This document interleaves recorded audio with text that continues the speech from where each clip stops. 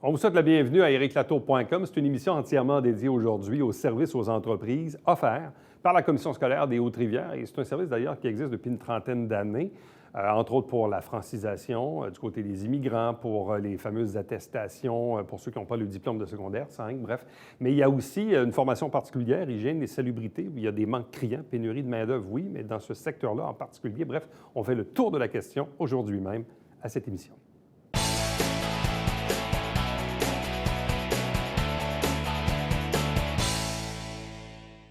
Parlons de perspectives d'emploi, de postes à combler et évidemment, en toile de fond, il y a toujours ce phénomène qui semble vouloir perdurer, celui de la pénurie de la main-d'œuvre et ce qui vient impacter les entreprises et ce qui met aussi de la pression sur les formateurs, sur les écoles, sur nos territoires afin de s'agencer avec les besoins des entreprises. Et peut-être que certains le savent, d'autres ne le savent pas, mais il existe ici même, à la Commission scolaire des Hautes-Rivières, un service aux entreprises, donc pour aider les entreprises dans leurs besoins de formation et pour combler ces fameux postes. Avec nous pour en parler, Annick Tomlinson, qui est agente de développement, service éducatif aux adultes et à la formation professionnelle à la Commission scolaire des Hautes-Rivières. Bonsoir et bienvenue. Bonsoir, M. Latour. Le service aux entreprises, il existe quand même depuis plusieurs années. C'est plus de 30 ans, en fait, qu'on intervient dans les entreprises du territoire. En fait, on respecte le territoire de la commission scolaire, notre territoire scolaire habituel. Et on intervient dans plusieurs entreprises à tous les niveaux, en fait. C'est qu'on va répondre à des besoins ponctuels, par exemple, dans des dossiers comme la francisation, qui est un dossier très important actuellement parce que plusieurs entreprises vont répondre aux besoins de main-d'œuvre en allant chercher de la main-d'œuvre étrangère. Ces gens-là arrivent ici, ils ont des compétences. Ils ne connaissent pas nécessairement la langue, les coutumes aussi.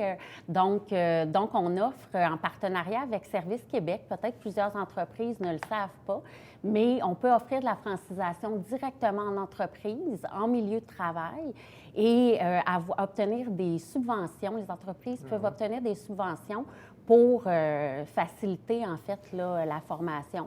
Tu sais, ce que ça veut dire, c'est qu'un entrepreneur qui nous regarde en ce moment, et puis que là, il y a certaines contraintes. Bon, il est allé chercher des travailleurs à l'étranger, mais visiblement, le niveau de francisation n'est peut-être pas un niveau très fonctionnel.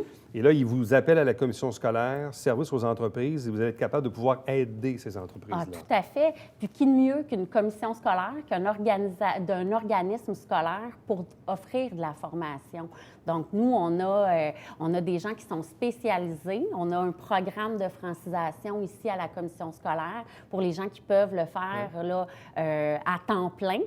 Par contre, quand les gens sont déjà en entreprise, bien à ce moment-là, on déplace nos enseignants, puis on va vraiment orienter notre francisation aussi sur le vocabulaire, les instructions de travail en entreprise pour que les gens ne soient pas... C'est pas comme un français de « je pars en voyage visiter le Québec ».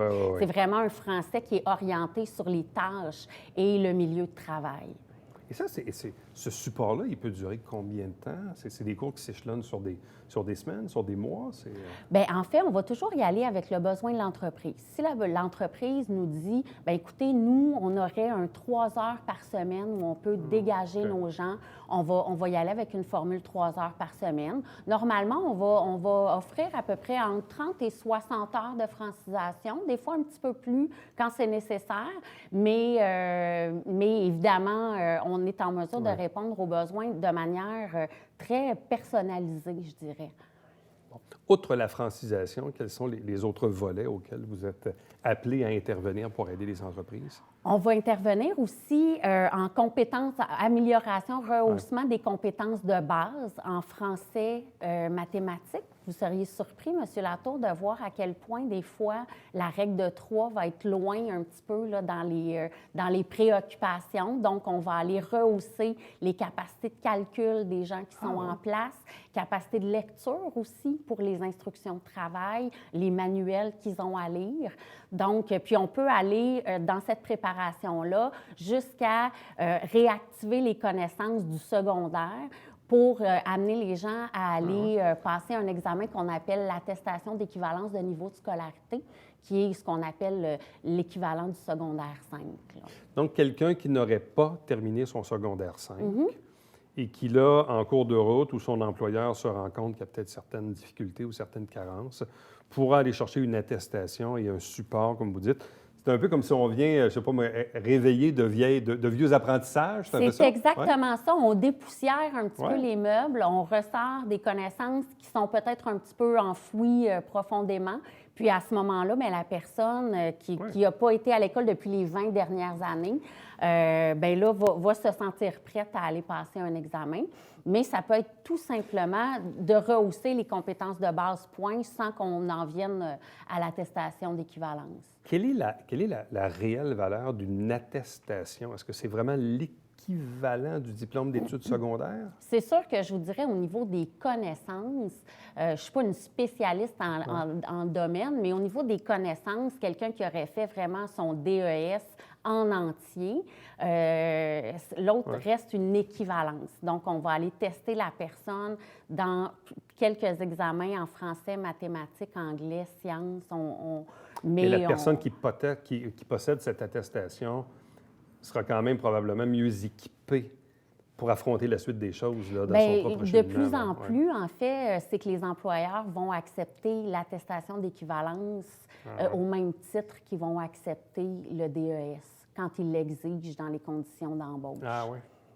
Mais ça, là-dedans, il doit y avoir aussi un peu une répercussion de la pénurie de main-d'œuvre. C'est-à-dire que comme c'est plus difficile de trouver du monde dans certains types d'emplois, même si initialement on voudrait, je ne sais pas moi, exiger un diplôme d'études secondaires, mais que là, visiblement, on n'est pas capable de recruter, bien, peut-être que l'employeur va se contraindre à accepter l'attestation parce que, dans le fond... Oui, bien l'attestation, je vous dirais, est acceptée presque au même niveau que le DES. Par contre, l'employeur qui aurait, par exemple, une convention collective qui dit que dans les conditions d'emploi, les gens qui sont embauchés doivent posséder le DES, vont faire appel à nous pour dire, bien là, écoute, moi, je veux respecter les conditions. Donc, est-ce que tu peux venir réactiver ces connaissances-là chez mes gens? Est-ce que dans certains cas, on peut même... est-ce qu'un employeur peut vous contacter pour dire, bon, j'ai un employé ici, je souhaite qu'il complète ses études, est-ce qu'on peut aménager un horaire pour qu'il puisse peut-être, je ne sais pas moi, aller à la relance pendant un certain temps? Est-ce qu'on peut agencer? Comment ça fonctionne, ça? Bien, en fait, c'est qu'on a de la formation à distance aussi à la relance. Ah oui? Donc, de cette façon-là, la personne, c'est sûr que ça demande une certaine discipline là, pour faire des études à la maison. Par contre, on a nos enseignants qui sont disponibles. On a tout un système où on est habitué là, de faire de l'école à distance. Donc, il y a des gens qui sont disponibles pour répondre aux questions, pour aider les gens à progresser dans leurs études à distance. Bon. Quelles sont actuellement les perspectives d'emploi? Parce que je le disais en introduction, évidemment, les besoins des entreprises changent, évoluent. Et évidemment, vous aussi, vous devez vous adapter, je présume, aux besoins du marché. Actuellement, les perspectives d'emploi que nous avons sur le territoire font en sorte que vous devez aller dans quelle direction? Quelqu'un qui se dit, bon, ben moi, je veux maximiser mes chances, dans quel domaine il doit aller? Bien, les domaines sont variés, en fait. C'est sûr qu'on va privilégier ou on a des domaines, au niveau de la formation professionnelle qui sont très en demande. C'est certain que nous, dans le fond, on intervient de deux façons. Hein. On va offrir des formations, des attestations d'études professionnelles pour les gens qui sont sans emploi, pour les qualifier pour aller travailler sur le marché du travail. Et parallèlement, bien, on va former des gens en entreprise pour améliorer leurs compétences en emploi. Les domaines, bien, on va en parler peut-être un petit peu plus tard, en hygiène et salubrité, en milieu de soins. Nous, on fait affaire avec Service Québec, dans le fond, dans plusieurs formations qui sont en lien direct avec les besoins sur le marché du travail, en soudage. Il y a encore énormément de rareté de main-d'œuvre, en usinage également, technique d'usinage. On va avoir des besoins aussi dans les entreprises. Donc, ce qui est de niveau formation professionnelle, je vous dirais, en mécanique, c'est la même chose. Il y a de la place en santé énormément également. Dans une année courante, sur le territoire desservi par la commission scolaire, est-ce qu'il y a beaucoup d'entreprises qui font appel à vos services? Quelle est votre capacité à répondre aussi à ces besoins-là selon vos propres ressources? Bien, en fait, je vous dirais, depuis juste dans les 2 dernières années, on est intervenu dans au moins une 60aine d'entreprises. Quand même. Que ce soit des formations de chariot élévateur, que ce soit en soudage. On travaille, vous savez, avec les comités sectoriels, les organismes aussi du milieu. On travaille avec les chambres de commerce, avec les organismes en développement économique. Dans le fond, ce qu'on veut, c'est faire partie de la solution au niveau de la rareté de main-d'œuvre, mais aussi en développement économique, parce que c'est en développant les connaissances, les compétences de notre monde qu'on amène les entreprises à progresser. Oui. Donc, ça vous amène évidemment à toujours être un peu sur le qui-vive, sur les besoins du moment. Et je présume que les perspectives ici ne sont pas les mêmes que dans le Bas-Saint-Laurent ou en Gaspésie ou en Abitibi. Donc, non, on doit s'adapter au marché. Là. Tout à fait, tout à fait. Bon. Là, c'est ça, dans quelques minutes, on va parler du volet hygiène et salubrité parce que ça, c'est un volet que vous désirez pousser davantage. Mm-hmm, absolument. En fait, on a des besoins sur le marché du travail qui sont criants au niveau tant du côté des milieux hospitaliers, donc pour l'hygiène et salubrité en milieu de soins, et également dans les écoles de la commission scolaire, on a des ouvriers d'entretien, on a des listes de rappels qui sont vides, on a des gens qui partent à la retraite qui doivent être remplacés. On est un peu inquiets là, au niveau de la relève. Bon, bien, restez avec nous puisqu'on fait une courte pause, puis tout de suite au retour, vous allez rester avec nous. Il va s'adjoindre à nous également un représentant du centre de santé, le CIS de la Montérégie-Centre, pour nous expliquer un peu tout ce contexte de la formation en hygiène et salubrité. Donc, restez avec nous.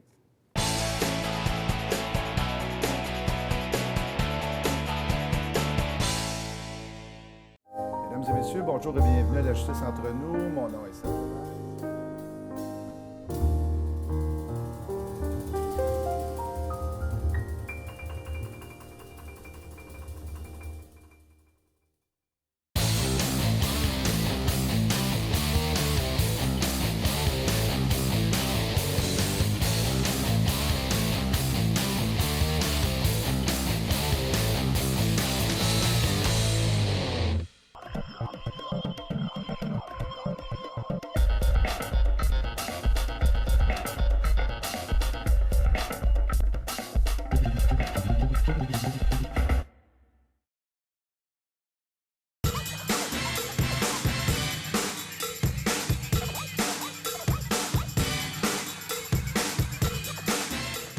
Dimanche, 9h30, Télé Bingo, on vous attend.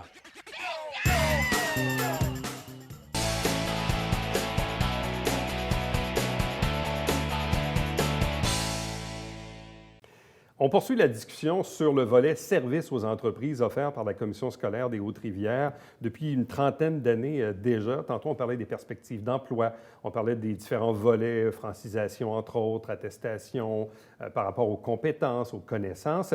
Et on a terminé l'entrevue il y a quelques instants en parlant davantage de la formation en hygiène et en salubrité. Donc, je vous représente à nouveau notre invitée, Annick Tomlinson, qui est agente de développement services éducatifs aux adultes et à la formation professionnelle à la Commission scolaire des Hautes-Rivières. Bonsoir. Bonsoir.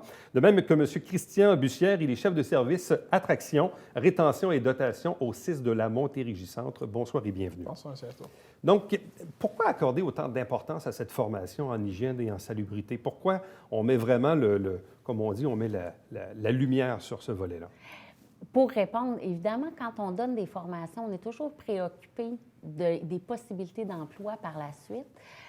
Cette formation-là est directement en lien avec les besoins sur le marché du travail et prépare très adéquatement les gens à aller occuper des emplois, tant dans le réseau de la santé que dans le milieu des commissions scolaires. Aussi. Ouais. Et c'est une belle formation pratique pour les gens qui désirent se qualifier. C'est une attestation reconnue par le ministère, émise par la commission scolaire. Donc, c'est une possibilité d'aller chercher une attestation additionnelle qui est qualifiante sur le marché du travail puis qui répond vraiment aux besoins. Je vous dirais que je veux pas aller trop loin dans les chiffres, mais dans les cohortes précédentes qu'on a fait avec hygiène et salubrité, pratiquement 100% de notre monde se place.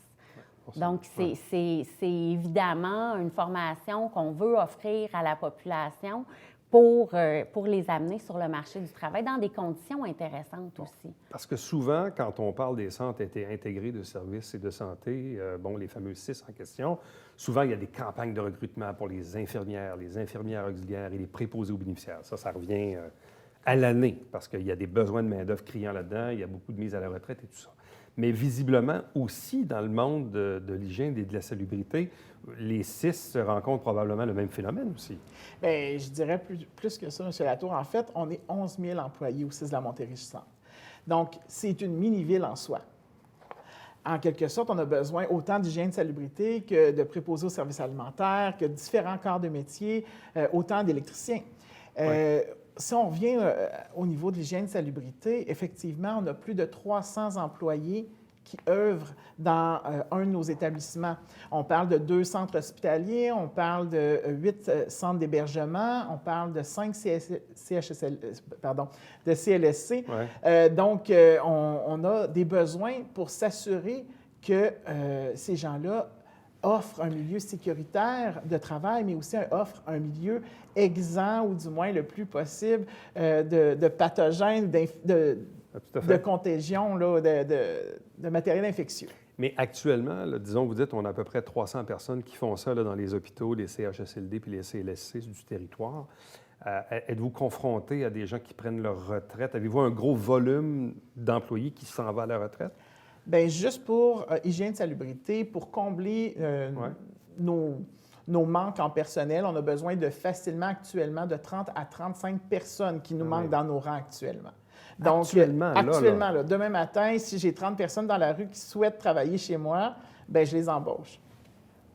Donc, oui, effectivement. Ça, c'est des besoins du moment. C'est des besoins du moment. Mais ça se met année après année, parce qu'il y a quand même le volume des boomers là, qui s'en va à la retraite, donc ça vous impacte aussi? Effectivement, on a des gens qui vont partir à la retraite, on a des gens qui veulent aussi changer de corps de métier après plusieurs années, ils décident de s'en aller en préposé aux bénéficiaires parce qu'ils ont fait une reconnaissance des acquis avec la commission scolaire, entre autres, parce qu'on a d'autres pénuries de main-d'œuvre, donc on forme aussi à l'intérieur de nos rangs. Fait que là, dans le fond, vous êtes en train de nous dire que des fois, on va même se cannibaliser à l'intérieur de la même organisation. C'est un peu ça, mais en même temps, c'est humain aussi, puis on comprend les gens de vouloir améliorer le sort et tout ça. Mais qu'est-ce qui est requis pour travailler dans ce domaine-là? De quel genre d'attestation ou de formation on doit obtenir pour être fonctionnel?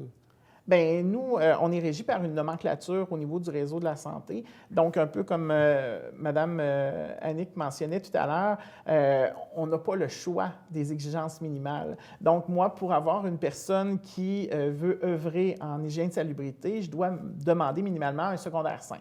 OK. Bon, ceci étant dit, l'attestation d'équivalence de secondaire 5 pourrait être accepté, mais également si on y va avec un programme de formation pour nous qui est très intéressant parce que l'employé ou le candidat arrive avec une longueur d'avance parce qu'il y a une certaine connaissance du milieu, il y a une certaine habileté, une conscientisation aussi du milieu en quelque sorte. Donc, pour nous, même si la personne n'aurait pas son équivalence de secondaire 5, s'il obtient l'équivalence d'attestation en hygiène de salubrité, à ce moment-là, pour nous, c'est un plus-value puis c'est un équivalent. Donc, pour vous, ça prend le diplôme d'études secondaires 5, mais s'ils ont l'attestation dans cette formation-là en hygiène et salubrité, vous êtes en mesure de pouvoir les embaucher, c'est ça? Exactement. Bon. En quoi consiste ce programme, cette formation?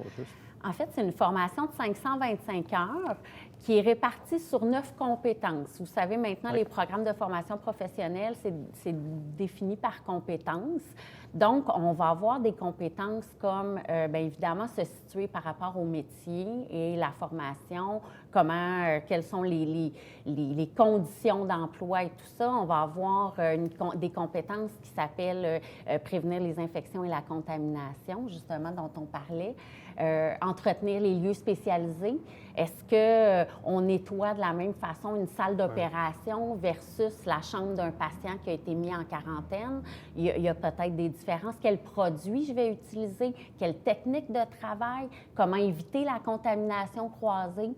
Puis ce que mon collègue disait tout à l'heure qui est très intéressant, c'est que cette formation-là amène les gens à beaucoup plus que je vais faire du nettoyage. C'est que je vais utiliser cette lingette-là pour nettoyer mes Ouais. surfaces, mais je le sais pourquoi je le fais. Puis je le sais pourquoi, après ça, je ne peux pas réutiliser cette lingette-là pour aller nettoyer Ouais. à un autre endroit. Oui, c'est pas comme si le patron m'a dit qu'il fallait que je fasse ça, je fais ça. Non, Alors que c'est là, ça. je fais ça, mais je sais pourquoi je le fais. Là. On en fait C'est des ça, gens conscients qui savent pourquoi ils font les choses, puis comment éviter justement la contamination, la contagion et tout ça. Et le 525 heures, il se donne où et sur quelle période? En fait, la formation débute le 9 mars prochain pour se terminer le 30 juin. C'est à la polyvalente Chanoine-Armand-Racicot que la formation va se donner 2 jours. Donc, on va être tout à côté des laboratoires santé pour que les gens puissent aller voir un petit peu au niveau du nettoyage des lits, ces trucs-là. Là. Puis vous avez combien de places disponibles là, dans la prochaine cohorte là, qui commence au mois de mars? On a au moins 5-6 places encore, là, Encore de disponibles. disponibles. Oui, Parce qu'au tout à total, fait. vous avez combien d'élèves dans ce programme? Environ une quinzaine. Une C'est quinzaine, des, OK. c'est des petits groupes. Puisqu'on est en action très rapidement et la majorité du temps, on ne veut pas des grands groupes. On veut vraiment que les gens aient une formation où ils sont suivis par l'enseignant pour développer vraiment les bonnes clairement, méthodes. si je suis la logique, ça veut dire que le 30 juin, ces 15-là, ils vont être embauchés chez vous ou en tout cas, ils ont des bonnes chances. Possiblement. Ils ont des On bonnes chances aimerait d'être ça en embauchés. garder quelques-uns quand Ouais. même pour la commission Oui, c'est ça, parce que la scolaire. commission scolaire a aussi des besoins d'hygiène et de Tout à fait, salubrité. là. tout à fait. Vous avez quand même une cinquantaine d'établissements. Là. C'est, Oui, oui, absolument. Puis en fait, c'est sûr que la formation en hygiène et salubrité en milieu de soins, au niveau de tout ce qui est prévention des infections, c'est plus élevé en Ouais, c'est un termes niveau, de... plus au élevé. niveau plus élevé, au niveau des connaissances. Par contre, on s'entendra que dans une école, quand la gastro entre, bien, le rôle du concierge devient Tout à fait. extrêmement central. Bon. La question, évidemment, qui est peut-être intéressante aussi pour les gens qui nous regardent, qui pourraient avoir de l'intérêt pour ce type d'emploi, si on travaille pour la commission scolaire ou pour le CIS de la Montérégie-Centre, dans les 2 cas, ce sont des postes syndiqués, Tout à avec fait. sécurité d'emploi, avec avantages sociaux. Les grilles salariales, oscillent dans quel niveau? Bien, au 6 de la Montérégie-Centre, pour un préposé à l'entretien ménager, par exemple, on va parler aux alentours de 19,69 Ça, c'est le salaire de l'heure. moyen? Non, c'est un salaire, c'est le D'entrée? salaire d'entrée, exactement. OK. Donc, on rentre à 19 et il peut y avoir des échelons salariaux jusqu'à quoi? 26, 27 peut-être? En fait, pour ce titre d'emploi-là, l'échelon salarial n'a qu'une seule échelon. Ah oui? Oui. OK. Ah, ça, je savais Donc, pas. tout, OK. tout simplement pour une question d'équité. OK. Donc, il y a un seul échelon, mais c'est celui-ci. Tout à fait. Donc, on parle de 19 et quelque chose de l'heure. 19 et C'est ça. 69. Bon, à la commission scolaire, je ne sais pas si J'ai vous pas, avez l'information, j'ai pas le chiffre mais on exact, doit être mais ça dans des tourne autour paramètres de ça. semblables, Oui, je tout à présume fait. ici. OK. Donc, on parle d'un job de pas loin de 20 de l'heure, donc d'environ probablement quelque chose comme 45 000 par année, plus avantages sociaux et tout ça. Mais ça prend, évidemment, pour être embauché chez vous ou chez vous, ça prend quand même un minimum de compétences et de connaissances. Et l'attestation dans cette formation-là vient combler ça. Tout à fait. Je parlais ce matin justement avec le régisseur des ressources matérielles à la commission scolaire, puis je lui disais, explique-moi qu'est-ce qui fait la différence entre quelqu'un qui arrive sans Ouais. expérience avec son secondaire 5 et quelqu'un qui arrive avec l'attestation, l'attestation, l'AEP. Puis elle me disait, bien, écoute, c'est un monde de différence parce que les gens connaissent déjà les routines, connaissent C'est les sûr. produits, savent comment utiliser les bonnes méthodes de travail aux bons endroits, la machinerie, comment l'entreposer. Donc, vraiment une formation qui prépare extrêmement bien les gens sur le marché Ouais. du travail. Mais en même temps, c'est une réalité de société aussi. Bon, c'est pas tout le monde qui a un diplôme universitaire en poche collégial ou même le diplôme d'études secondaires. Il y a encore un pourcentage de la population qui, pour X raisons, soit des difficultés d'apprentissage ou des difficultés socio-économiques ou personnelles, n'ont pas leur diplôme d'études secondaires. Et ces gens-là, évidemment, sont utiles à la société. La société en a besoin. Donc, encore faut-il leur paver la voie pour évidemment respecter évidemment les contrôles auxquels vous êtes soumis. Là. On peut à fait. comprendre, évidemment. Mais en même temps, ces gens-là, on peut les amener là, dans ce type d'emploi-là. Tout à fait. Puis les gens qui nous regardent peut-être puis qui se disent, ah, mais je dois pas avoir été assez à l'école pour pouvoir... Bien, Ouais. c'est Sûrement pas justement- admissible. Là. Ouais. Oui, c'est ça. Bien, moi, je les invite vraiment à me contacter, puis à nous contacter à la commission scolaire. Ouais. Puis, nous, on va faire l'évaluation Tout à fait. du dossier scolaire. Donc, puis, autrement on dit, s'organise pour trouver des façons. Donc, autrement dit, c'est pas parce que vous n'avez pas de secondaire 5 que vous ne pouvez pas faire ce type d'emploi-là. En fait, avec les unités de secondaire 3 complétées ou la réussite d'un test de développement général, les gens sont admissibles à la formation. Puis, s'ils ils ont ni un ni l'autre au moment où ils sont intéressés, nous, on fait les démarches avec eux là, pour qu'ils puissent aller obtenir, aller au moins prendre la chance d'aller réaliser le test de développement général pour pouvoir avoir les préalables à la formation. Bon. Fait que pour vous, c'est quand même un coup de pouce quand même assez important pour pouvoir combler ces besoins de main-d'œuvre. Tout à fait. Puis c'est une belle avenue, dans le sens comme on le mentionnait tout à l'heure, ces gens-là sont déjà plus à l'aise et ils sont conscients de la réalité du terrain.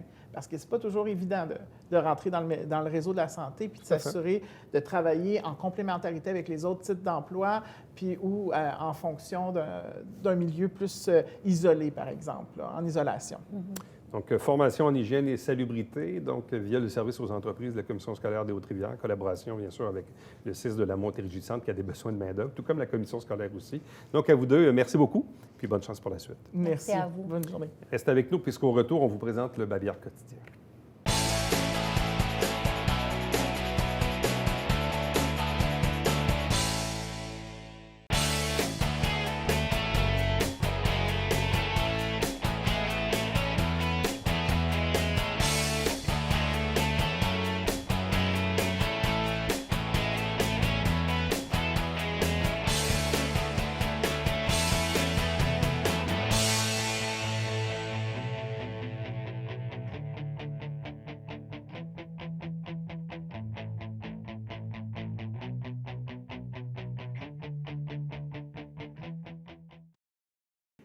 Dimanche le 8 mars, c'est la Journée internationale des femmes et ici même à Saint-Jean-sur-Richelieu avec le Centre de femmes. Il y a plusieurs activités qui sont organisées à l'occasion de cette journée. Si vous avez de l'intérêt, allez sur le site web du Centre pour avoir de plus amples informations. N'oubliez pas qu'à chaque semaine, on vous présente des extraits des travaux du Conseil. L'émission s'appelle Saint-Jean-sur-Richelieu. Et si parfois vous la manquez, elle se retrouve également sur notre site Internet www.tvhr9.com. À demain. Bye bye.